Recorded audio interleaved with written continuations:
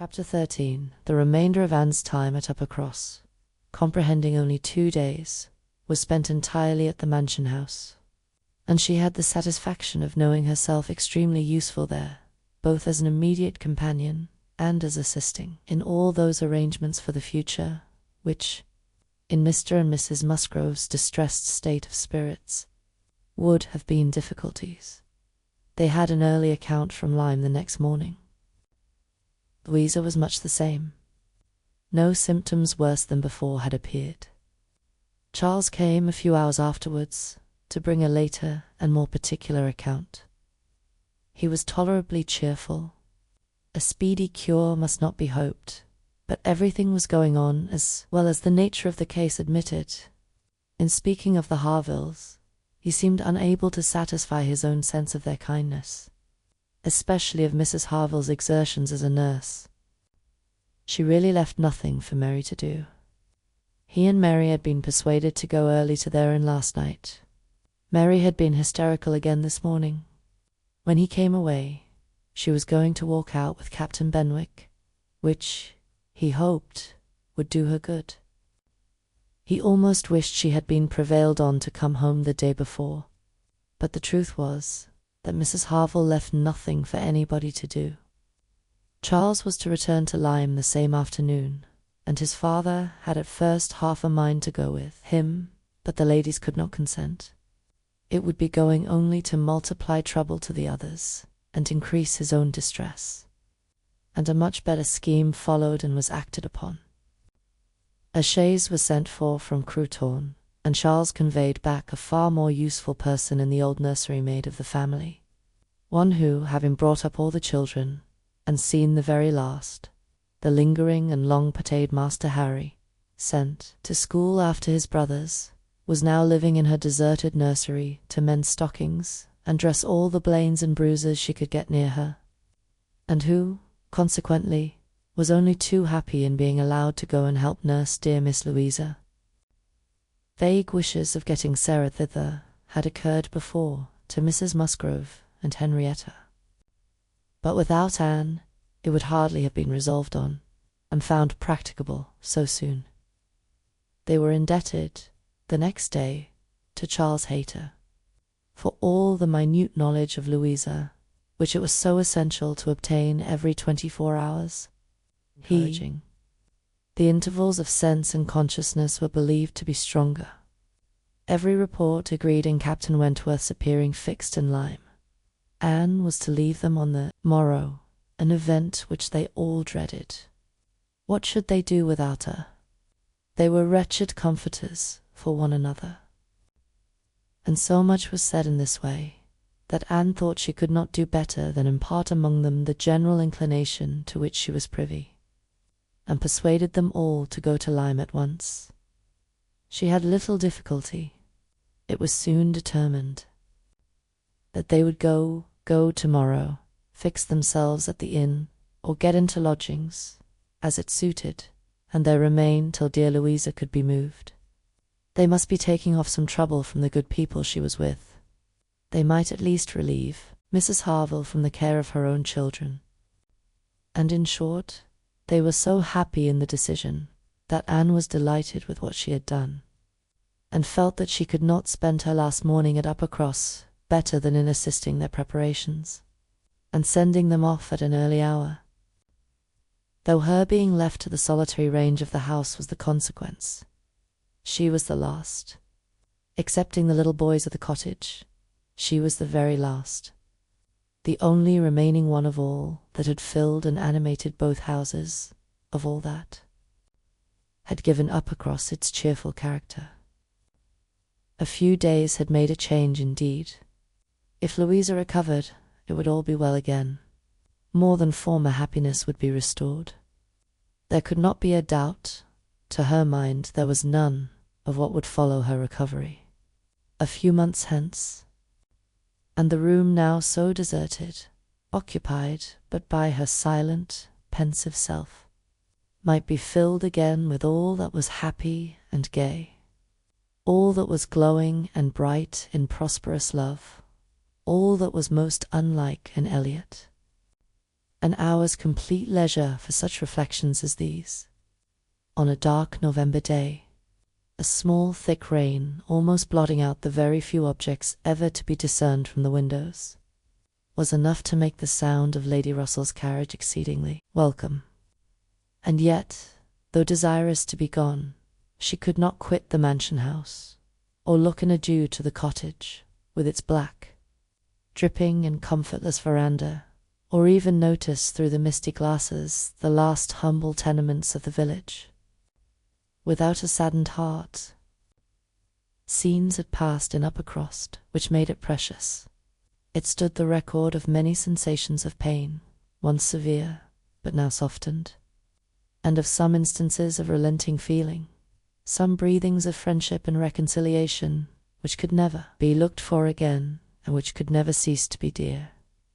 She left it all behind her, all but the recollection that such things had been. Anne had never entered Kellynch since her quitting Lady Russell's house in September. It had not been necessary, and the few occasions of its being possible for her to go to the hall she had contrived to evade and escape from. Her first return was to resume her place in the modern and elegant apartments of the lodge, and to gladden the eyes of its mistress. There was some anxiety mixed with Lady Russell's joy in meeting her. She knew who had been frequenting Uppercross. But happily, either Anne was improved in plumpness and looks, or Lady Russell fancied her so, and in Ian receiving her compliments on the occasion, had the amusement of connecting them with the silent admiration of her cousin, and of hoping that she was to be blessed with a second spring of youth and beauty. When they came to converse, she was soon sensible of some mental change, the subjects of which her heart had been full on leaving Kellynch, and which she had felt slighted and been compelled to smother among the Musgroves, were now become but of secondary interest. She had lately lost sight even of her father and sister in Bath. Their concerns had been sunk under those of Uppercross, and when Lady Russell reverted to their former hopes and fears, and spoke her satisfaction in the house in Camden Place, which had been taken, and her regret that Mrs. Clay should still be with them, Anne would have been ashamed to have it known how much more she was thinking of Lyme and Louisa Musgrove, and all her acquaintance there. How much more interesting to her was the home and the friendship of the Harvilles and Captain Benwick than her own father's house in Camden Place, or her own sister's intimacy with Mrs. Clay. She was actually forced to exert herself to meet Lady Russell with anything like the appearance of equal solicitude, on topics which had by nature the first claim on her, that there was a little awkwardness at first in their discourse on another subject. They must speak of the accident at Lyme. Lady Russell had not been arrived 5 minutes the day before, when a full account of the whole had burst on her. But still it must be talked of. She must make inquiries. She must regret the imprudence, lament the result, and Captain Wentworth's name must be mentioned by both. Anne was conscious of not doing it so well as Lady Russell. She could not speak the name, and look straight forward to Lady Russell's eye, till she had adopted the expedient of telling her briefly what she thought of the attachment between him and Louisa. When this was told, his name distressed her no longer. Lady Russell had only to listen composedly and wish them happy. But internally her heart revelled in angry pleasure, in pleased contempt, that the man who at 23 had seemed to understand somewhat of the value of an Elliot should, 8 years afterwards, be charmed by a Louisa Musgrove. The first 3 or 4 days passed most quietly, with no circumstance to mark them excepting the receipt of a note or two from Lyme, which found their way to Anne, she could not tell how, and brought a rather improving account of Louisa. At the end of that period, Lady Russell's politeness could repose no longer, and the faintest self-threatenings of the past became, in a decided tone, "I must call on Mrs. Croft. I really must call upon her soon. Anne, have you courage to go with me and pay a visit in that house?" It will be some trial to us both." Anne did not shrink from it. On the contrary, she truly felt, as she said, "In observing, I think you are very likely to suffer the most of the two. Your feelings are less reconciled to the change than mine. By remaining in the neighborhood, I am become inured to it."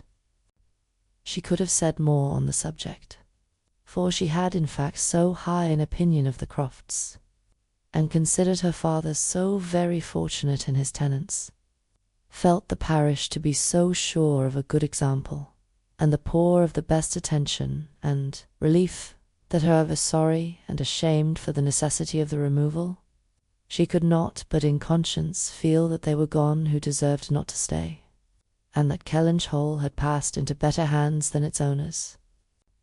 These convictions must unquestionably have their own pain, and severe was its kind.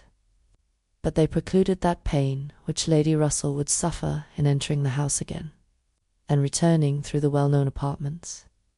In such moments Anne had no power of saying to herself, "These rooms ought to belong only to us." Oh, how fallen in their destination! How unworthily occupied! An ancient family to be so driven away. Strangers filling their place. No, except when she thought of her mother, and remembered where she had been used to sit and preside, she had no sigh of that description to heave. Mrs. Croft always met her with a kindness which gave her the pleasure of fancying herself a favourite, and on the present occasion, receiving her in that house, there was particular attention. The sad accident at Lyme was soon the prevailing topic, and on comparing their latest accounts of the invalid, it appeared that each lady dated her intelligence from the same hour of yestermorn. That Captain Wentworth had been in Kellynch yesterday the first time since the accident, had brought Anne the last note, which she had not been able to trace the exact steps of, had stayed a few hours and then returned again to Lyme, and without any present intention of quitting it any more. He had inquired after her. She found, particularly, had expressed his hope of Miss Elliot's not being the worse for her exertions, and had spoken of those exertions as great. This was handsome, and gave her more pleasure than almost anything else could have done. As to the sad catastrophe itself, it could be canvassed only in one style by a couple of steady, sensible women, whose judgments had to work on ascertained events, and it was perfectly decided that it had been the consequence of much thoughtlessness and much imprudence, that its effects were most alarming, and that it was frightful to think how long Miss Musgrove's recovery might yet be doubtful, and how liable she would still remain to suffer from the concussion hereafter. The Admiral wound it up summarily by exclaiming, "Aye, a very bad business, indeed. A new sort of way, this, for a young fellow to be making love by breaking his mistress's head, is not it, Miss Elliot? This is breaking a head and giving a placet, truly." Admiral Croft's manners were not quite at the tone to suit Lady Russell, but they delighted Anne. His goodness of heart and simplicity of character were irresistible. "Now, this must be very bad for you," said he, suddenly rousing from a little reverie, "to be coming and finding us here.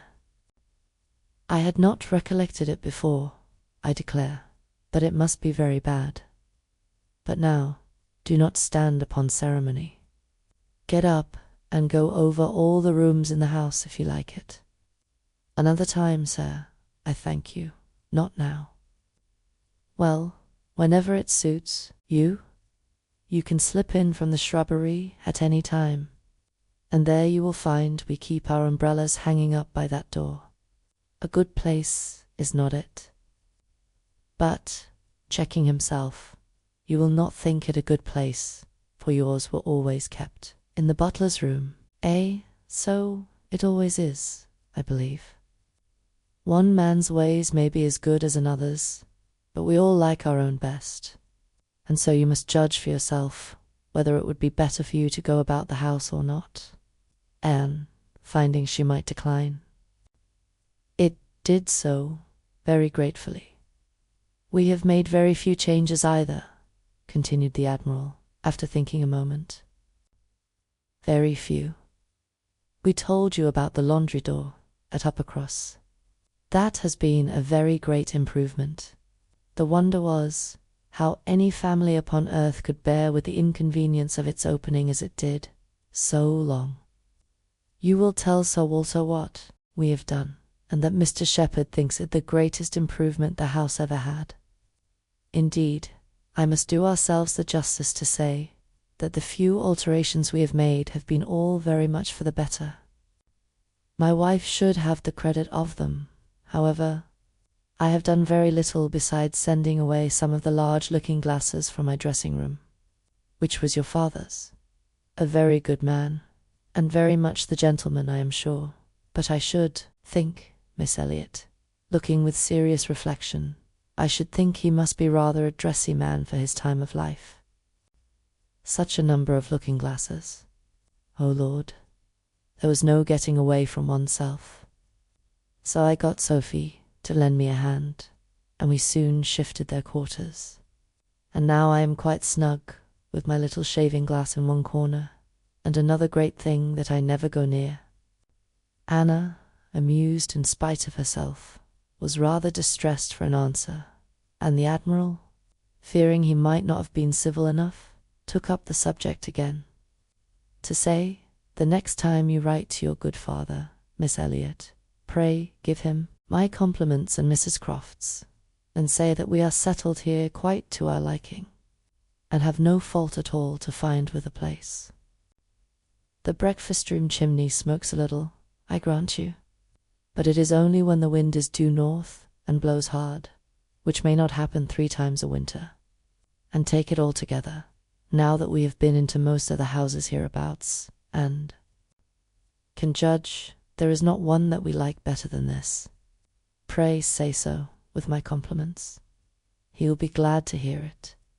Lady Russell and Mrs. Croft were very well pleased with each other, but the acquaintance which this visit began was fated not to proceed far at present. For when it was returned, the Crofts announced themselves to be going away for a few weeks, to visit their connections in the north of the county, and probably might not be at home again before Lady Russell would be removing to Bath. So ended all danger to Anne of meeting Captain Wentworth at Kellynch Hall, or of seeing him in company with her friend. Everything was safe enough, and she smiled over the many anxious feelings she had wasted on the subject.